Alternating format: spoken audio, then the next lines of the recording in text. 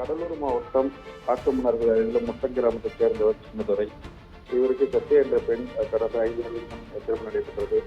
இவர் கடந்த 2 நாளுக்கு முன்பு அதாவது குவைத்தில் நடைபெற்ற தீ விபத்தில் உயிரிழந்தார்.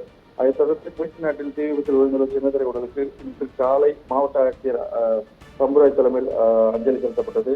குறிப்பாக சொல்லப்போனால் காட்டுமன்னார்கள் அருகில் முட்டம் கிராமத்தைச் சேர்ந்த சின்னதுரை குறிப்பாக இவர் 20 ஆண்டுகளுக்கு முன்பாகவே குவைத் நாட்டுக்கு சென்று உள்ளார். கடந்த 2 வருடங்களுக்கு முன்பு சொந்த ஊருக்கு வந்து மீண்டும் குவைத் நாட்டுக்கு செல்லாமல் காட்டுமன்னார்கள் பகுதியில் சமையல் கலைஞராக வேலை செய்து வந்துள்ளார். மேலும் கடந்த 6 மாதங்களுக்கு முன்பு மீண்டும் குவைத் நாட்டுக்கு சென்று மங்கு என்ற இடத்தில் தங்கி பணிபுரிந்து வந்துள்ளார்.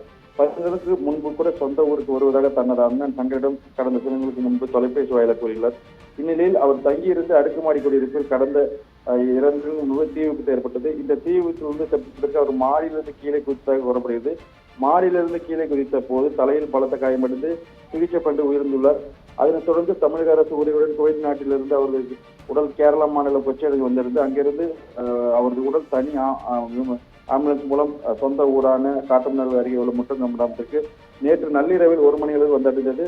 கொண்டு வரப்பட்ட உடலில் வீட்டில் வைத்து கண்ணீர் மல்க அதாவது உறவினர்கள், அம்மா, மனைவி உள்பட கதிரிகளை காட்சி அதாவது இந்த கிராமமே ஒரு சோகத்தை ஆழ்த்திருக்கிறது. குறிப்பாக சொன்னபோது சின்னத்திரை உடலுக்கு மாவட்ட ஆட்சியர் அருண் தம்பராஜ் இன்று காலை அரசு மரியாதையுடன் அவர்களுக்கு மரியாதை செலுத்தப்பட்டது. உடன் மாவட்ட ஆட்சியர் காவல்துறை கண்காணிப்பாளர் ராஜாராம், சிதம்பரம் சார் ஆட்சியர் ராஷ்மி ராணி, தாசில்தார் சிவகுமார் உள்ளிட்டோர் அரசு அதிகாரிகள் மலர்கள் வைத்து அஞ்சலி செலுத்தினர்.